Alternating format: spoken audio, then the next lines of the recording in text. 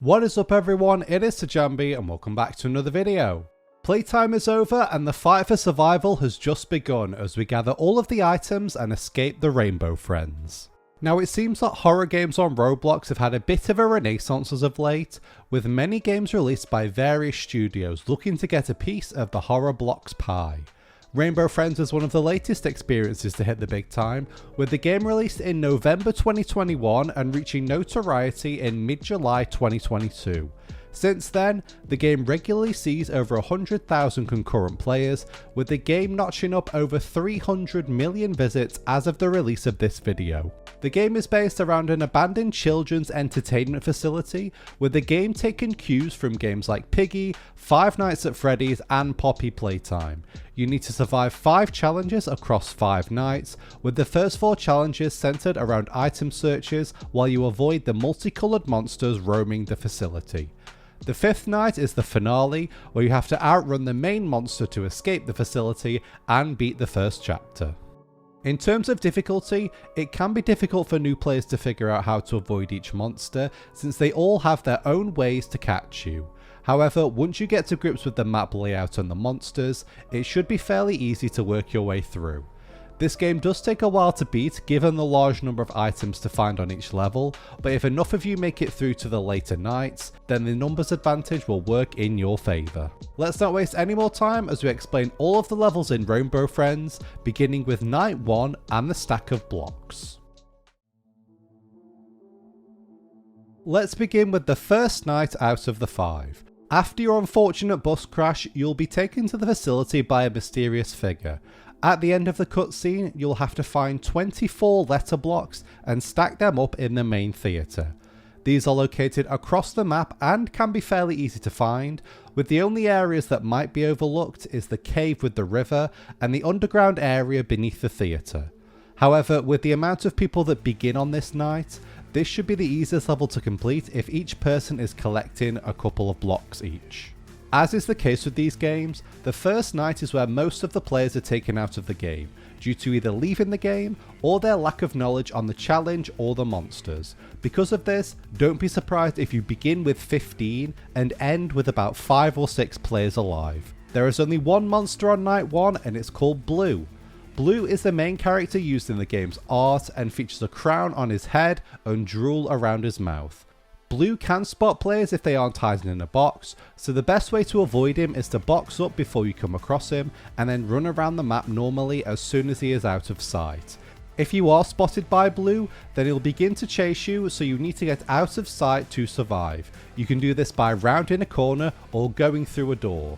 If you box up and a red exclamation mark remains above your head while Blue is chasing, this means he is locked onto you and will kill you regardless of whether you're in a box or not. If you're taking a long time to complete the level, the remaining blocks that you haven't picked up will be revealed to all remaining players. Once you have all 24 blocks and take them to the theatre, a cutscene will begin to signal the end of night 1. Night 2 ramps up the difficulty somewhat by introducing another monster to the facility. By now, the numbers should have thinned out, so you'll have less players searching for the food packs, which is what you'll have to take to the theatre in this one. Thankfully, the number that you need to find has fallen, with you only needed to find 15 food packs to complete the level. These are in all the usual rooms, so as long as your group checks each room, you should have no issues. Along with Blue, Night 2 adds Green to the mix, who works in a way which makes everything a little more difficult. With Blue, you are safe in a box and in danger while running around, but with Green, you are safer while running around, with the box not providing much help against this monster. Green is blind with long arms and short legs, with the monster squeaking as he walks. Green will pick up and kill any player that he walks into, regardless of whether they are in a box or not. If Green is nearby, it's best to stick to the left or right hand side of the corridors, since his hitbox does not extend to cover the entire corridor. You are given plenty of warning from the sound cues, but Blue and Green can be a deadly combination if they are close to each other, since one can chase while the other blocks your exit. Food pack locations are revealed if you are taking too long to complete the level, but once you have found all 15 packs, a cutscene will trigger showing you that you have made it through night 2. By night 3, only the toughest will have made it through to this point, with blue and green taking care of those not familiar with the game. Night 3's challenge is very similar to the previous two, with fuse is the item that you need to find to make it to night 4. A total of 14 fuses are scattered across the map, one less item than the previous night. They are once again scattered in the usual rooms and corridors which you have already explored, and the low number of surviving players does make this level one of the longest to beat, but as long as you avoid the monsters, then it should be fairly simple to overcome. Night 3 adds 2 new monsters to the mix, in addition to blue and green which you have already come across. The first one we will talk about is Orange, who comes in the form of a hungry velociraptor. You can pacify Orange for most of the game by making your way over to his lair at the other side of the map, and then filling his bowl full of food using the food dispenser. This will ensure that he isn't set loose on the map, however it does mean that you aren't spending time searching for the fuses. If Orange is let loose, then his path is revealed across the map, marked by a spiky orange trail. Orange will be somewhere on that path, so you need to make sure that you aren't standing on it by the time Orange runs through. This is fairly easy one to avoid, but can be one that catches people out if they aren't too careful.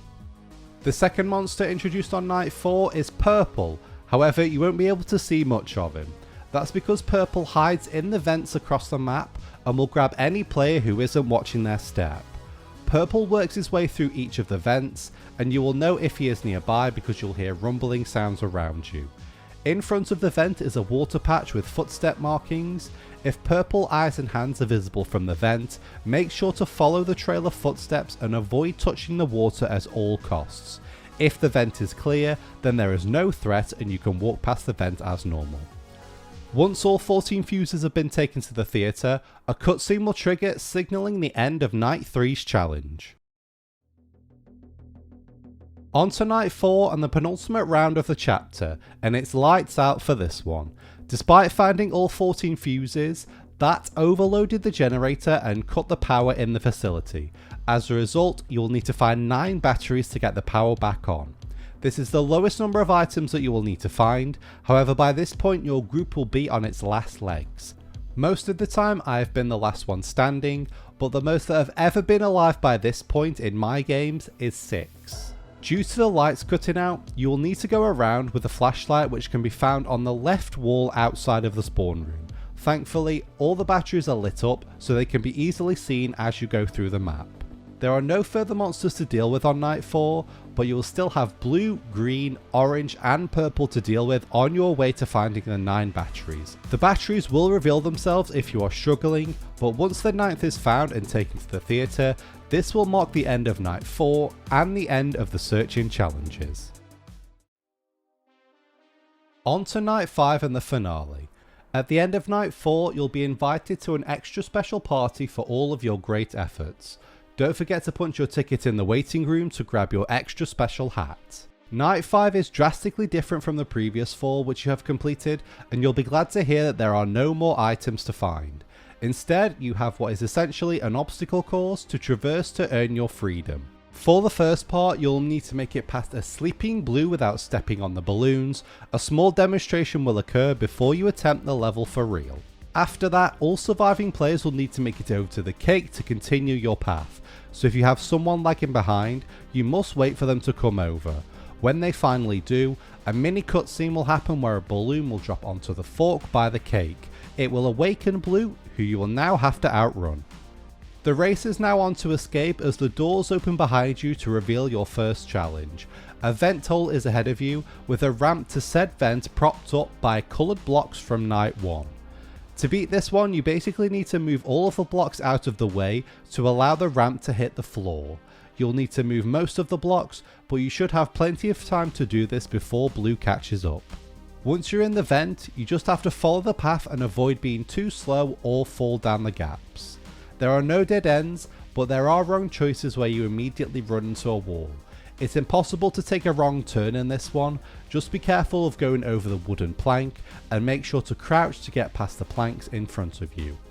There's 2 wooden planks and then 1 gate hole to crouch through, but once you have done that then you're good to go. Blue will be blocked by the closing door, but that will signal that you have successfully escaped the first chapter of Rainbow Friends. That's all there is for this one.